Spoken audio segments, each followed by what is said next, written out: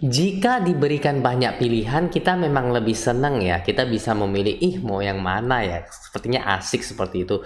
Namun ini juga mempunyai dampak. Kalau semakin banyak pilihan, kita juga bingung mau pilih yang mana. Seperti yang terjadi pada si dia dan si dia. Nah, karena sudah ada reksadana obligasi, SBN Retail, dan obligasi FR di aplikasi Bibit, malahan jadi bingung mau investasi ke yang mana. Cuannya yang mana?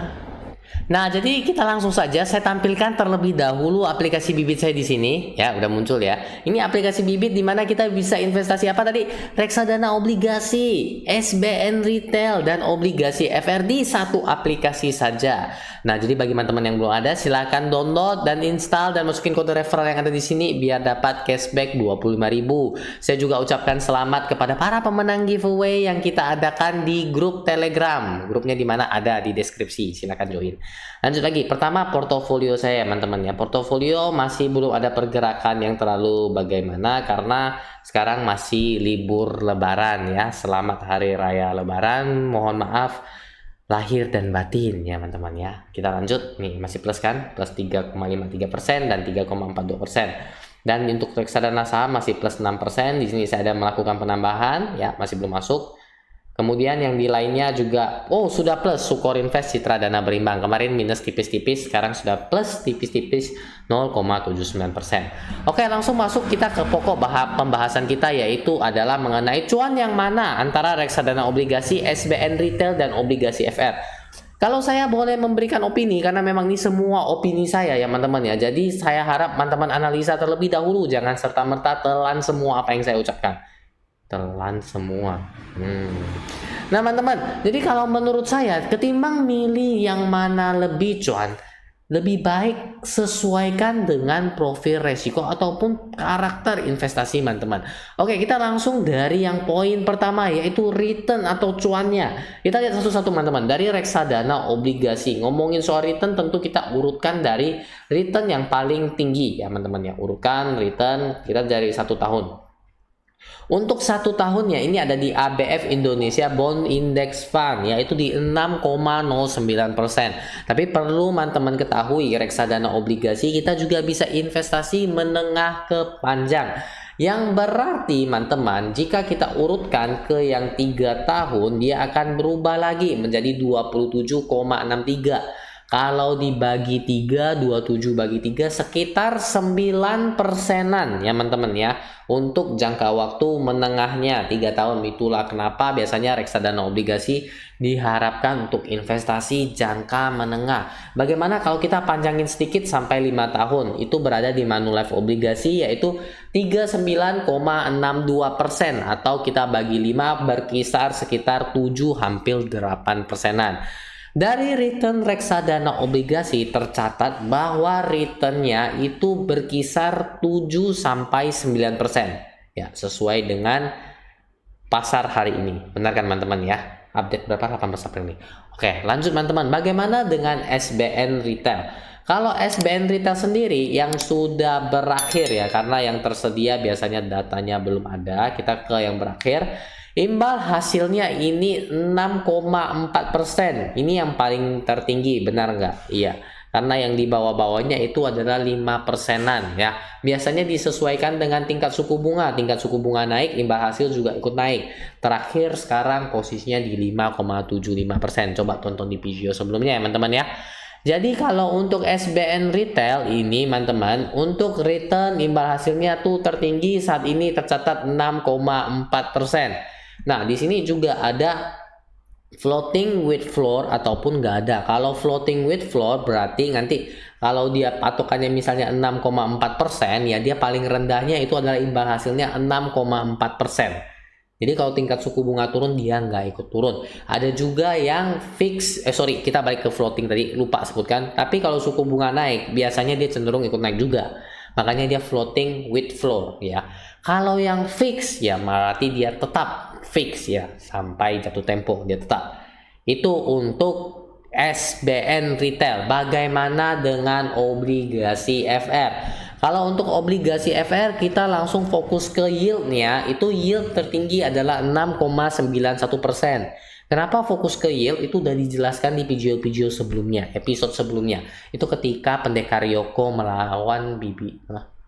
Bukan, maksudnya itu ketika saya ngebahas obligasi FR ya teman-teman ya. Itu yield 6,91% ya. Jadi kalau disimpulkan secara return ya teman-teman, kalau return untuk tadi reksadana obligasi di kisaran 7-9%, SBN retail itu berkisar 6%-an, dan untuk FR ini 6,9% berdasarkan returnnya. Apakah itu cukup untuk mengambil keputusan? Belum. Kita lanjut lagi ke poin yang kedua, yaitu adalah likuiditas. Apa itu likuiditas? Likuiditas lebih tepatnya gampang atau enggaknya dicairkan. Nah gitu teman-teman. Untuk reksadana obligasi di bibit ini enaknya teman-teman kalau sudah ada bisa langsung dijual kapanpun teman-teman perlukan ketika sudah masuk ke portofolio. Nih saya contohkan, nih reksadana obligasi saya. Nih kalau saya mau jual, saya tinggal pencet jual, maka dia akan langsung kita jual, dia bisa masuk ke RDN BCA Stockbit. Oh ya, dia udah bisa masuk ke sini ya. Pencet saja langsung diproses, dia dijual untuk reksadana obligasi ya teman-teman ya. Kalau untuk SBN retail biasanya ada ketentuan-ketentuan teman-teman. Jadi sebelum teman-teman investasi, teman-teman baca dulu ketentuannya. Kita kasih lihat nih yang SR018T5. Nah teman-teman, ini dia nggak tulis apa-apa. SR itu biasanya bisa dijual di pasar sekunder ya teman-teman ya. Jadi teman-teman bisa jual ini.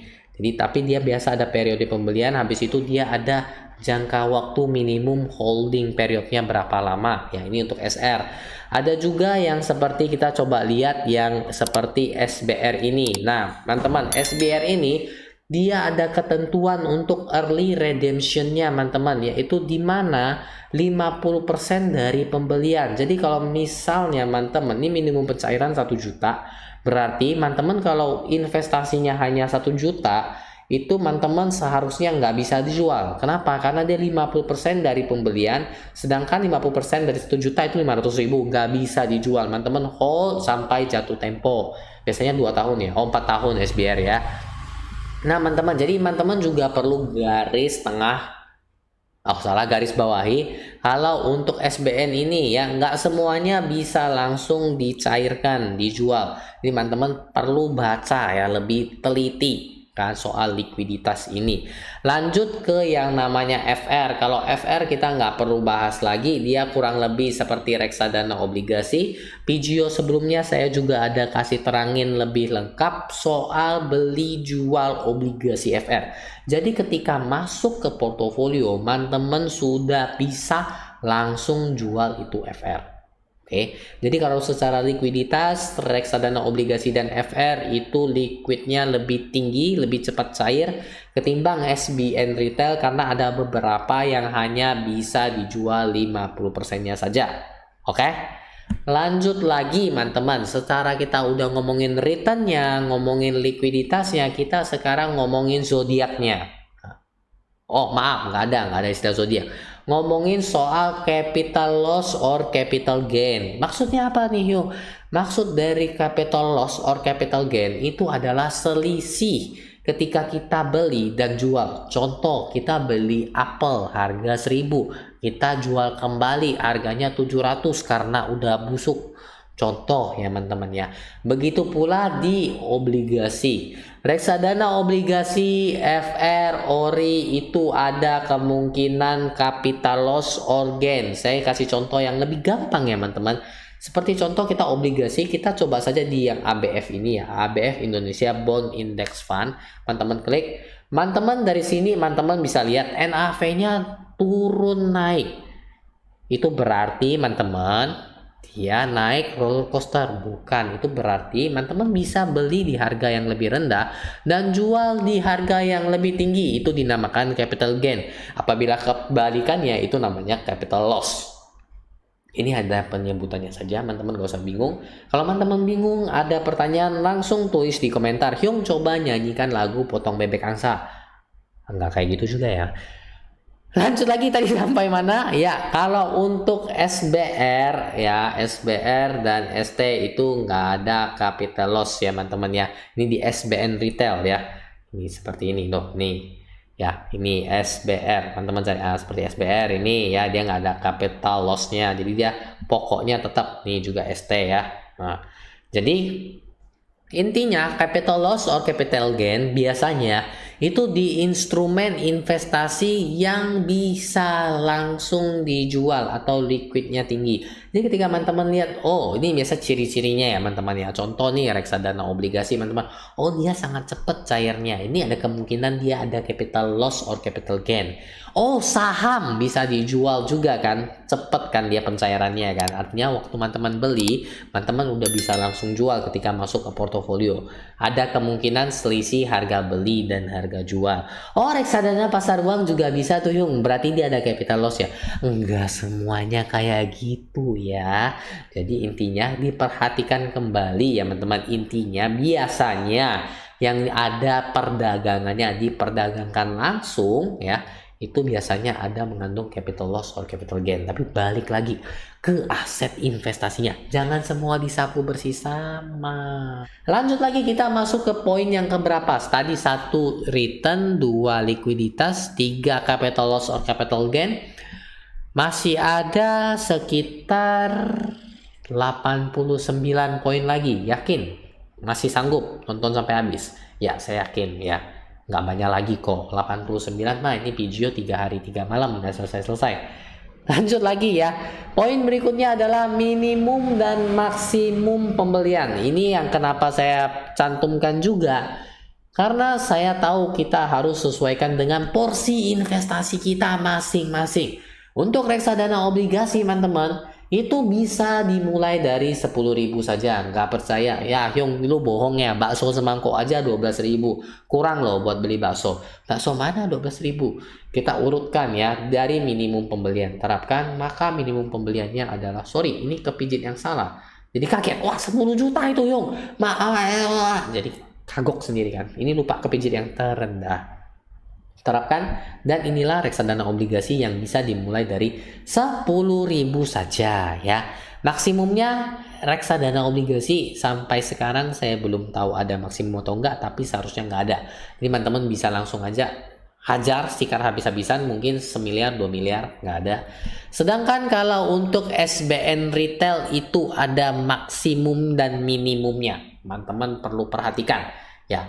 SBN retail rata-rata minimum pembeliannya itu 1 juta. Teman-teman coba lihat ini, minimum pembelian 1 juta ya. Minimum pembelian dari SBR berapa? 1 juta juga. Ada yang 10.000 nggak? Kagak ada. Minimal pembeliannya 1 juta. Untuk maksimalnya teman-teman, di sini juga lihat maksimum pembelian itu adalah ini 5 miliar ya teman-teman ya. Ada yang 2 miliar juga, ini 10 miliar maksimum pembeliannya. Jadi kalau udah 10 miliar ya, teman-teman mau beli 10 miliar lagi itu kagak bisa. Kecuali teman-teman kirim 10 miliarnya ke tempat saya belikan. Kuponnya masuk ke tempat saya, nanti pokoknya saya balikin. Boleh nggak kayak gitu? Lanjut lagi teman-teman. Jadi tadi ya maksimalnya ada yang 2 miliar, 5 miliar, dan 10 miliar. Ini contoh yang 2 miliar ya teman-teman ya. Kalau untuk FR bagaimana Yung? Untuk FR minimum pembeliannya itu 1 juta ya teman-teman ya. Market sedang tutup dalam rangka Idul Fitri, Rabu tanggal 26 April baru buka lagi. Ya, tadi kan kita udah maaf-maafan ya. Ya, dia juga mohon maaf si bibitnya, sama-sama mohon maaf lahir dan batin. Lanjut lagi, ini kita kasih contoh doang ya. Ya, nggak apa-apa. 1 unitnya 1 juta, teman-teman. Lihat di sini ya, ada ya. Ya, kalau maksimumnya nggak ada, bebas mau diajar berapapun bisa. 10M, 15M, 200M, 300M. 300M ya, berapapun bebas ya teman-teman ya. Jadi ini untuk minimum dan maksimum pembeliannya. Berikutnya teman-teman masuk ke poin yang ke berapa ini tadi? 1 2 3, mungkin ini poin ke-4 7,5 bukan? Oh ya, poin ke-5 yaitu adalah untuk keamanannya. Loh, keamanan emangnya ada security? Bukan seperti teman-teman. Kalau untuk reksadana obligasi, teman-teman harus perhatikan juga ya teman-teman ya. Tidak semua reksadana obligasi dia belinya obligasi pemerintah, ada juga obligasi perusahaan swasta. Teman-teman bisa cek di top holdingsnya di sini. Teman-teman lihat top holdingsnya, dia beli obligasi apa aja. Kalau nggak tahu, ketik aja di Google ini yang kayak contohnya BAFI 01 CN5, ketik aja, itu kan keluar. Nanti dia ada munculin di KSEI kalau saya nggak salah ingat, dan kalau saya nggak salah lupa, ya kurang lebih. Ya nanti dia akan kasih tahu itu perusahaan apa, itu obligasi yang dikeluarkan dari perusahaan apa yang dia beli, seperti itu. Jadi kalau soal keamanan boleh dibilang itu kalau untuk reksadana obligasi ketimbang dengan SBN retail dan FR itu sedikit lebih berbahaya, lebih risk naik dikit saja, sedikit seperti ini saja ya. Ya, sedikit ini aja, nggak terlalu banyak ya. Kalau untuk SBN retail dan FR itu udah dipastikan aman 100%. Kalau tambah 2% boleh, karetnya 2. Itu untuk pedes atau enggak kayaknya. Enggak, kalau SBN retail dan FR itu kan surat utang yang dikeluarkan oleh negara. Jadi amit-amit ya teman-teman ya, itu gagal bayar kalau Indonesia itu bangkrut, pailit. Mungkin nggak? Kalau saya sih sekarang lihat nggak mungkin, saya nggak percaya. Saya tinggal di Indonesia dan saya bangga akan Indonesia. Indonesia aja ya, benar kan teman-teman? Nah teman-teman, jadi itu seenggaknya 5 poin yang bisa saya paparkan untuk membantu teman kita yang tadi kebingungan mau investasi di mana. Jadi tidak hanya di titik cuan-cuannya saja yang kita fokuskan, tapi kita lihat ke karakter dari masing-masing instrumen investasi ini dan sesuaikan dengan karakter kita. Apabila kita jodoh, lanjutkan. Nah apabila teman-teman masih mempunyai, oh Yung ini masih ada nih kelebihan dan kekurangannya, saya mau kasih tahu gimana, tulis saja di komentar sepanjang-panjangnya, karena makin panjang itu pasti makin nikmat. Dan bagi teman-teman yang punya pertanyaan ataupun request seperti si dia dan si dia tadi, teman-teman juga boleh tulis di komentar. Jangan lupa untuk meninggalkan like video ini jika bermanfaat, sharekan ke teman-teman yang lainnya. Dan bagi teman-teman yang pengen nonton video-video lainnya, teman-teman boleh klik di sini. Nah, dan apabila teman-teman penasaran dengan saya di episode-episode berikutnya, silahkan subscribe saya di sini. Dan nantikan video-video saya berikutnya.